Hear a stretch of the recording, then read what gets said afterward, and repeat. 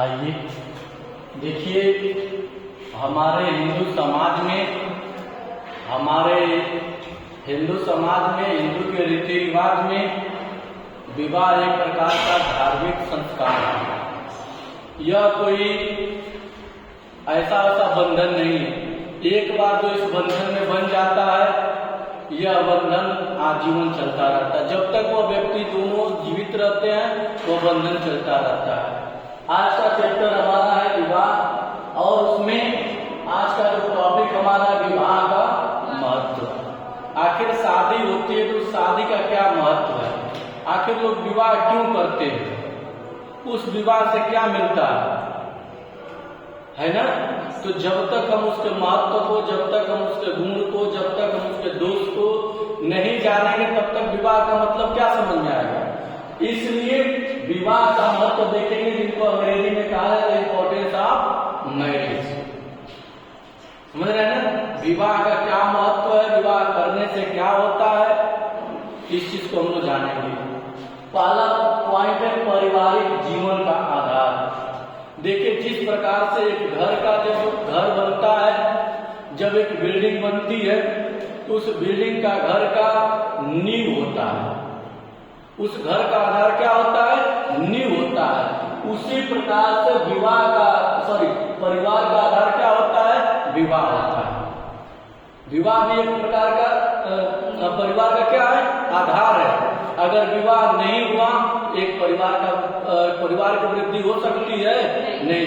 तो पहला पॉइंट हमारा क्या है? पारिवारिक जीवन का आधार, पहला महत्व है। दूसरा महत्व क्या है कि सामाजिक स्तर पर,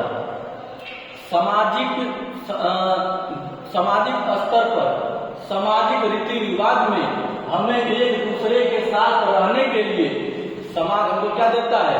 मान्यता देता है। परिवार हमको क्या देता है? मान्यता देता है। एक साथ समय बिताने के लिए, एक साथ कहीं रहने के लिए। क्योंकि विवाह में यह बात बताई गई है कि जब तक एक दूसरे के साथ व्यक्ति नहीं रहेगा, तब तक परिवार की वृद्धि नहीं होगी। इसलिए सामाजिक संस्थाओं ने इनको क्या दे रखी है? मान्यताएं दे रखी है। तीसरा पॉइंट है बच्चों को वैधता प्रदान करना। देखिए, विवाह ही एक ऐसी प्रक्रिया है जिसमें बच्चों को वैधता, वैलिडिटी मिल जाती है कि ये हमारे बाबूजी और ये हमार माई। वैधता रहता है ना। इसके अलावा दूसरे को माँ बाप नहीं ना मानेगा। क्यों? अगर मानेगा तो मुंह से मानेगा, लेकिन जो ऑथेंटिक होगा, जो लिखित होगा, जो प्रमाणित होगा, तो उसके माता पिता जो उसको तन से जन्म दिए रहेंगे वो ना होंगे। तो इसलिए उस बच्चे को अगर वैधता कोई देता है तो विवाह देता है। कौन देता है? विवाह देता है। जब शादी हो जाती है, शादी होने के बाद जब परिवार में हम जीवन यापन करने लगते हैं, तो उस शादी का पहला मतलब यही निकलता है कि जल्दी से घर में आ जाए। लोग खूब धूमधाम से शादी करते हैं। शादी करने के बाद जब समय बीतने लगता है, तब घर के माता पिता कहते हैं कि अब तो शादी हो गई, बहू घर में आ गई, मेरे हाथ से भोजन कर भी लिए, वो सुख मिल भी गया, अब हमको एक नन्हा सा नाती चाहिए, क्योंकि उम्र हमारी ढल गई है 50-60 की। अब हमको एक नाती चाहिए उसको खिलाने के लिए, जिससे हमारा समय बीते। ठीक है? तो वही सब वैधता मिलती है। अगला है सामाजिक निरंतरता में सहायक। देखिए, जब व्यक्ति की शादी हो जाती है तो समाज में उसका रहने का तरीका तो बदल जाता है। समझ रहे हैं ना? कारण क्या होता है? मान लीजिए कि कोई त्योहार में होली नाम का त्योहार होता है, हमारा जो एक अच्छा पर्व है। जब तक शादी नहीं हुई रहती है तो उम्र 18-20 साल रहती है, तो होली खेलने के लिए दूसरे के घर जाता है, तो होली किस तरीके से खेलता है। जब उसके घर में आ जाती है, क्या करता है? मना करता है, घर में नहीं आना। समझ रहे हैं ना? तो कहने का तात्पर्य हमारा बस यही है कि सामाजिक निरंतरता में क्या होती है? शादी के बाद सहायक हो जाती है। अगला क्या है? सामाजिक प्रतिष्ठा। देखिए, विवाह के बाद व्यक्ति में कुछ गुण विकसित होने लगते हैं। वो गुण समाज में उनकी प्रतिष्ठा को बढ़ाती है। ठीक ना? अगला है सामाजिक उत्तरदायित्वों का निर्वहन। सच में शादीवादी व्यक्ति के कंधों पर सामाजिक जिम्मेदारी मिलती है। माता पिता भी उत्तीर्ण हो जाते हैं कि लड़का लड़की का ब्याह कर ले, कोनो टेंशन ना होता है कि नहीं होता है। माता पिता भी तो देख बिया कर ले कोई मेहरी का खर्चा उठाओ, हमसे मतलब ना कहाँ से कोई मेहरी के कुछ मिली। तब उसको जब बाहर मिलता है तो कमाने के लिए मेहनत करता है, पैसे के लिए मेहनत करता है, तो उत्तरदायी उसको शरीर पर आया ना, और उसको निर्वाह भी करता है। बाल बच्चे होते हैं, उसको पढ़ाना लिखाना, कपड़ा लत्ता तमाम प्रकार के हो जाते हैं ना, और समाज में भी रहना है तो समाज के भी उत्तरदायित्व तो मिल जाता है। जिस प्रकार से अगर जिसकी शादी होती है उनके बाल बच्चे नहीं होते हैं तो समाज में लोग दूसरे तरीके नजरिए से देखते हैं। इसलिए विवाह के बाद हर एक रीति रिवाज जो चीजें वो क्या है, जरूरी है। अब हम चलेंगे आपको लेकर के हिंदू विवाह, ठीक ना। हिंदू विवाह, देखिए हिंदू विवाह की मान्यता भारत में सन 1955 में अंबेडकर साहब ने तत्कालीन प्रधानमंत्री पंडित जवाहरलाल नेहरू साहब से लड़ करके यह मान्यता दिलाई। उन्होंने इस मान्यता को क्या दिया, सामाजिक तौर पर स्थान दिया। अंबेडकर जी अगर देश के लिए कुछ किए हैं तो दो लोगों के लिए बहुत विशेष किए हैं, एक दलितों के लिए, एक नारियों के लिए। उन्होंने दलितों के लिए संविधान में जगह दे दिया था, दलितों के लिए स्थान दे दिया था, लेकिन जो हमारे देश में नारियों की स्थिति बद से बदतर थी उनको जगह कहीं नहीं मिली थी। जो हमारे देश में नारियों की स्थिति थी बड़ी खराब थी। इसी आजाद भारत में तमाम प्रकार के नारियों पर उत्पीड़ना हुई। इसी आजाद भारत में प्यारे बच्चों तमाम प्रकार के नारियों पर कर लगाए जाते थे। नारियों को सर से नीचे पल्लू ऊपर नीचे नहीं करना था, नारियों को घर से बाहर नहीं निकलना होता था, चार दीवारी में रहना होता था, तमाम प्रकार के नारियों पर बंधन था। अंबेडकर जी नेहरू से लड़ते हैं, नेहरू साहब कहते हैं कि अंबेडकर चुनाव हो जाने दो, चुनाव होने के बाद हम पहली प्राथमिकता होगी हिंदू विवाह अधिनियम को लागू करना। अंबेडकर जी मानते हैं जैसे चुनाव संपन्न होता है, पुनः प्रधानमंत्री पंडित जवाहरलाल नेहरू साहब बनते हैं, बनते ही उन्होंने सन 1955 में हिंदू विवाह अधिनियम को क्या किया, लागू कर दिया। तब से और आज से उस विवाह में अभी बता दिया गया एक पति एक पत्नी रख सकता है और एक पत्नी एक पति रख सकती है। अगर इसका वो उल्लंघन करेगी तो संविधान में निहित हिंदू विवाह अधिनियम 1955 का क्या करेगी, उल्लंघन करेगी। वो करेगा यदि ऐसा करता है तो 100 नंबर बोला के तुरंत, ठीक है। बाबा साहब ने इस अधिकार को लड़ करके क्या किया, दिलाया। किसने दिलाया, अंबेडकर साहब ने दिलाया, और दिला करके हमारे देश की नारियों को स्वतंत्र कर दिया। आज हमारे देश की नारी, आज हमारे देश की बेटी चंद्रमा पर जा रही है, आज हमारे देश की बेटी आकाश में हवाई जहाज उड़ा रही है, ट्रेन चला रही है।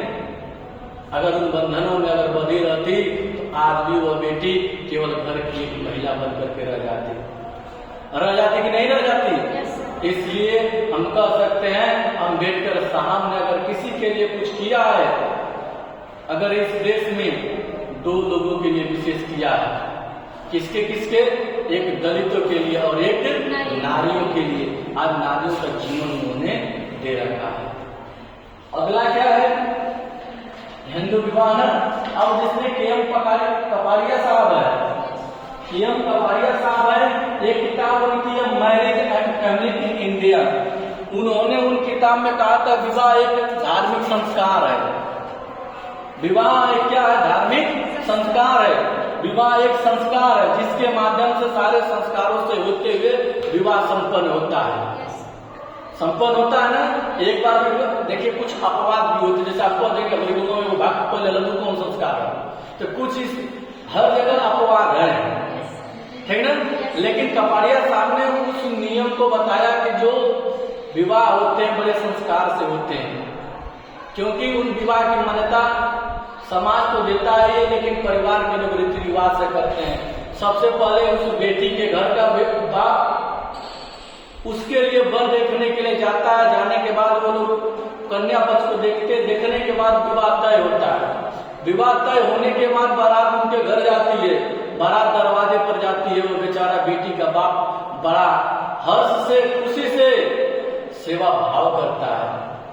यहाँ तक कि जब वो पति उस दूल्हे को जब उतरता है, वह बाप उस पैर को पूजता है, उस पैर को पूजता है। पूज करके तमाम प्रकार के रीति रिवाज है। दरवाजे पर जिसको द्वार पूजा कहा जाता है, दरवाजे पर उस लड़के की पूजा की जाती है बाकायदे।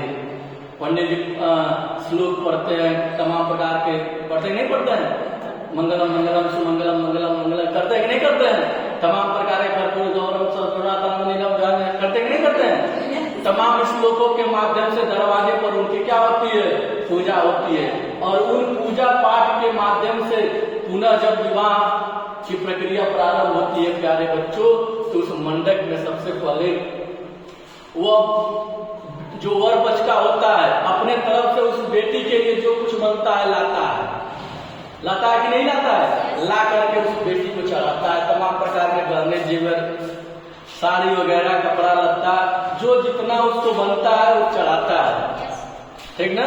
अब तमाम प्रकार के हिंदू रीति रिवाज में चढ़ाता, देखिए हमारे हिंदू विवाह संस्कार में तमाम प्रकार के रीति रिवाज है। वो बेचारा खरीद के ला के चढ़ाता भी है, गाले भी सुनता है, और गाली कितनी प्यारी होती है, कोई व्यक्ति रिएक्ट नहीं करता है, उसके अंदर खुशी होती है। पता ना क्या लेके अला, मूर्छा लगा का है कि नहीं, तमाम प्रकार की चीजें होती हैं। जब उसके बाद वो चीजें संपन्न होती है, उसके बाद लड़के को बुलाया जाता है, फिर मंडप में उस लड़के का पूजा पाठ वो बाप करता है, कंधा पकड़ करके बैठाता है, बैठा करके जूता निकालता है, जूता निकालने के बाद पानी रखता है, उस पानी को साथ पीते नहीं लोग लगाते हैं। सोचिए चरण को धो करके उस पानी को बेटी का बाप पीता है, उसके बाद प्रक्रिया शुरू होती है, ठीक ना। तमाम प्रकार के होते हैं। फिर उससे पहले एक होता है उस बेटी को गुरत्थन के नाम से कहा जाता है, आता है कोई एक बार छुआ बसु दूसरे बार न छुआ, गीत चलती है, होता है कि नहीं होता है। जब वो बैठता है प्रक्रिया शुरू हो जाती है, जब बेटा पूज लेता है पाँव उस बेटा का, तो फिर उस लड़की को बुलाया जाता है, बैठाया जाता है, तमाम प्रकार की कहानियां बताई जाती है, वचन बताए जाते हैं। फिर वहाँ गौरी गणेश का पूजा होता है, टीका होता है, फुआ साड़ी पा जाती है, कहानी है ना। वो लड़की बाएं तरफ बैठी रहती है, जब बाएं से दाएं चली जाती है तो हमारे हिंदू रीति रिवाज में गीत भी बनी है कि बेटी बाएं से दाएं हो गई, बेटी बाबू का घर छोड़ी, तमाम प्रकार की बनाई गई है बातें। फिर उसके बाद धीरे धीरे प्रक्रिया बढ़ती है, बढ़ते बढ़ते रात भर प्रक्रिया गुजरती है। जब सुबह होता है, सुबह भी प्रक्रियाएं होती हैं, बैठा करके तमाम प्रकार के डिफट उफट लाई है, उस डिफट उफट को लोग एक दूसरे को देते हैं। देने के बाद उस बेटी की क्या होती है, विदाई होती है। घर से वह बेटी अपने परिवार के संस्कार को लेकर के उस डोली में दूसरे के घर जाती है, जाती है कि नहीं जाती है।